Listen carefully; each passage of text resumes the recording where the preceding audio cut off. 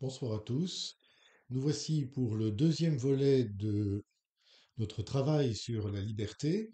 Nous avons vu la semaine dernière la liberté dans ce qu'elle est en elle-même, mettant en œuvre à la fois notre intelligence et notre conscience. Liberté qui ne peut être effective que si elle est nourrie par une sagesse, une intelligence des choses et des personnes et des relations, et qu'un jugement pratique de la conscience permet de mettre en œuvre ou d'appliquer dans telle ou telle parole. Ainsi, de nous-mêmes, nous pouvons faire le bien, aller vers un bien, en parole ou en acte, ce qui est l'essence même de la liberté. Le bien suprême, vous comprenez, à choisir du coup, est Dieu. Cette conscience qu'on ne peut aller à Dieu que de soi-même, sans aucune contrainte ni extérieure ni intérieure, est présente aux Écritures dès l'Ancien Testament, vous l'avez lu dans le livre du Siracide, et va être repris ensuite par, par Jésus lui-même dans son enseignement. Que veux-tu que je fasse pour toi dit-il à l'aveugle. Il ne s'adresse pas seulement à un aveugle, il s'adresse à une personne humaine qui porte un handicap. Et il lui dit, que veux-tu que je fasse pour toi, pas pour tes yeux, mais pour toi, qu'attends-tu? Et il s'en remet à au jugement de cette personne, si vous voulez. Ce n'est pas une question qui serait un artifice, voyez, de langage rhétorique, sachant très bien ce qu'il va faire. Non, il lui demande vraiment, que veux-tu? Que veux-tu?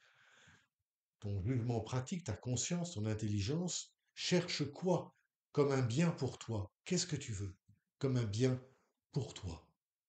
Voilà.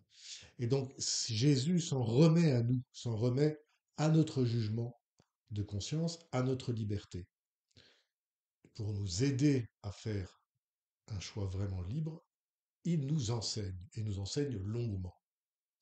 C'est pour cela d'ailleurs qu'un chrétien peu instruit, je dirais, de l'Évangile et des Écritures, est un chrétien prisonnier, emprisonné par son ignorance, ne sachant quoi répondre aux questions de ses enfants, de ses petits-enfants, ne sachant quoi faire, quoi décider, ou s'en remettant finalement à ce que tout le monde pense et dit. Vous savez, la bonne morale qu'on entend à la radio, à la télévision, ou qu'on entend par ceux qui nous entourent, sans aucune liberté, sans aucune capacité de choisir par soi-même, et des choix parfois très importants pour sa famille et pour soi-même. Voilà, donc cette liberté, elle est enviable, et elle est enviable parce qu'elle est voulue donner par Dieu et qu'elle permet d'aller à Dieu même. Mais si nous ne sommes pas capables de choisir vraiment librement ce qui fait notre vie quotidienne, comment pourrions-nous choisir librement Dieu? Et donc, comment pourrions-nous aller à Dieu puisqu'on ne peut aller vraiment à lui que librement, vous voyez? Donc, la liberté est vraiment une question capitale, clé, existentielle. Et le Concile va en faire le centre, le cœur même de son enseignement, non seulement donc dans la Constitution Gaudium et Spes, c'est dans son anthropologie, sa conception de l'homme, telle que nous l'avons lu, mais surtout dans un décret qui a comme objet la liberté tout entière, la liberté d'aller à Dieu, qui s'appelle Dignitatis Humanae, la dignité de l'homme. Ce décret est le centre du Concile, j'ose le dire, et d'ailleurs la frange ultra-conservatrice du Concile, dont Ottaviani et, euh, et- et Lefebvre, euh, ont tout signé, y compris la réforme liturgique, pour Monseigneur Lefebvre, il faut le savoir et le rappeler, mais il n'a pas signé Dignitatis Humanae, parce qu'il a senti là qu'il y avait un point absolument névralgique de ce que le Concile voulait faire passer et qu'il n'a pas voulu, mais que 98% des évêques du monde ont reconnu comme étant le bien suprême que nous donnait Dieu. Et c'est vrai, le bien le plus risqué en quelque sorte. C'est une telle audace de la part de Dieu de nous avoir créés libres, vraiment, jusque libres, jusqu'à pouvoir aller que de nous-mêmes vers lui.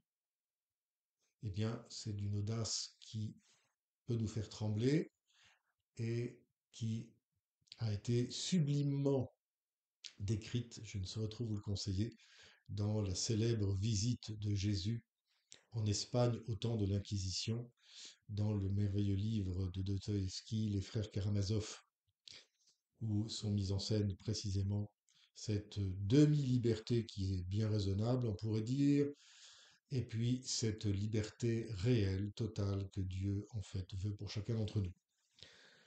Ne pouvoir aller vers Dieu que de soi-même. Il faut en prendre toute la mesure, notamment dans notre relation aux autres, à ceux qui sont non-croyants, à nous-mêmes et aussi aux jeunes. Tout d'abord à nous-mêmes.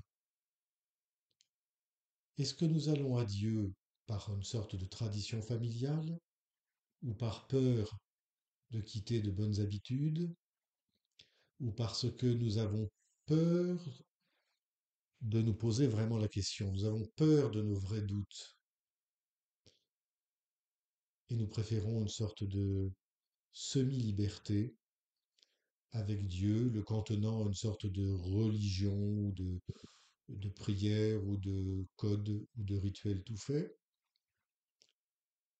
ou bien nous osons chercher Dieu vraiment avec notre cœur, le chercher Dieu avec notre intelligence, chercher Dieu dans le temps, dans un processus, chercher Dieu avec d'autres, dans un processus d'alliance,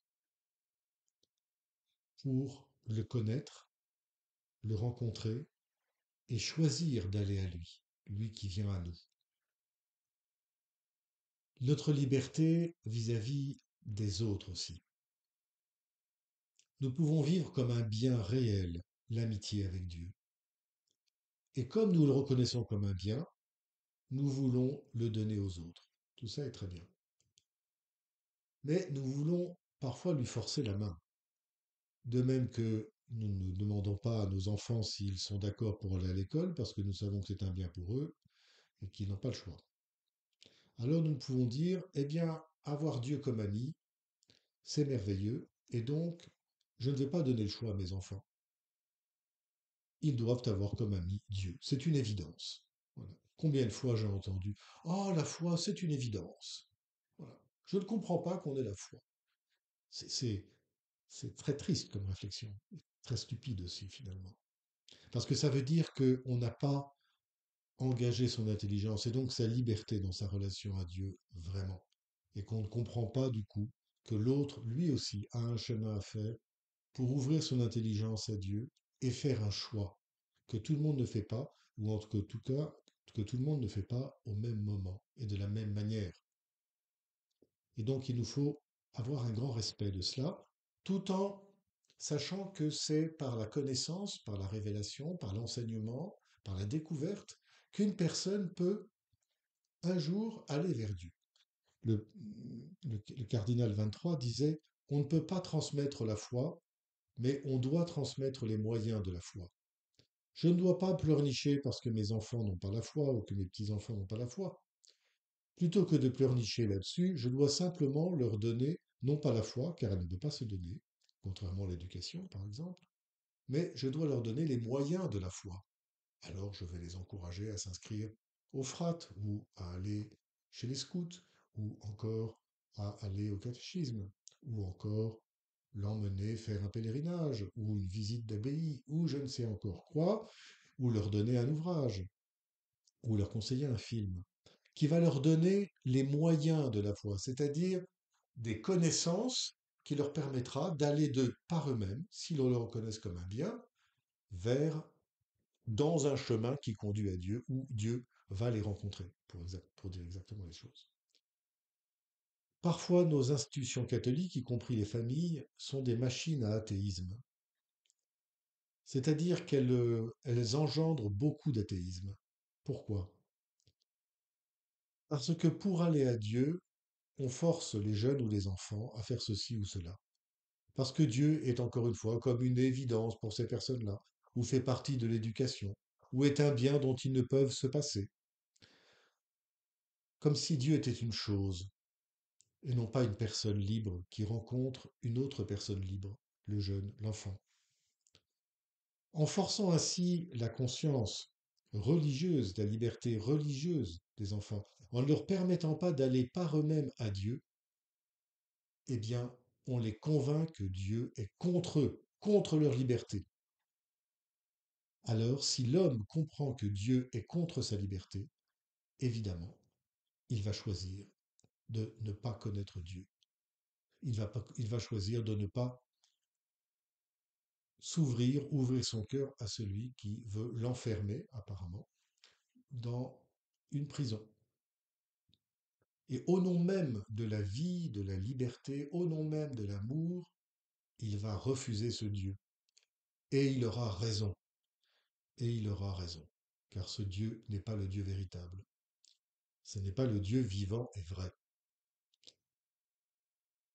Il nous appartient donc de ne pas contraindre les enfants, mais de leur offrir les moyens de la foi, comme je le disais, et d'ouvrir des cadres, des espaces, des temps où ils peuvent librement faire le choix de Dieu. Dans les colonies de vacances nombreuses que j'ai organisées, il y avait chaque jour un temps pour Dieu. Mais c'est-à-dire un temps de recherche finalement de Dieu. Mais chacun pouvait s'engager dans une dizaine d'ateliers différents à différents niveaux. Pour celui qui était très loin de tout cela, il pouvait se contenter de, quand enfant, je dirais, d'apprendre des chants, par exemple, ou de bricoler un petit coin pour la prière. Donc des choses très peu engageantes. Jusqu'au plus engageant avec un apprentissage de l'oraison mentale, ou la messe quotidienne qui était proposée. Ainsi, les enfants, sans aucune contrainte, choisissaient le degré, on pourrait dire, de recherche qu'ils voulaient bien faire pour aller vers Dieu. Et ça permettait à ces enfants de grandir en faisant ces choix. De même, la chapelle était toujours ouverte et des enfants librement, dans les temps de pause ou dans les temps de repos, pouvaient aller faire une petite visite à la chapelle. Certains n'y allaient jamais. Jamais on ne leur a fait une réflexion sur le fait qu'ils n'y allaient jamais. Ce qui permettait à d'autres de faire le choix libre de venir retrouver leur Seigneur. Voilà, donc des moyens de la foi, des espaces, des temps pour la foi, où chacun peut choisir librement d'aller à Dieu par un degré, par un chemin, par une marche qu'il juge bon de faire. La liberté religieuse au cœur de l'éducation. Je vous dis merci pour votre attention et je vous dis à la semaine prochaine.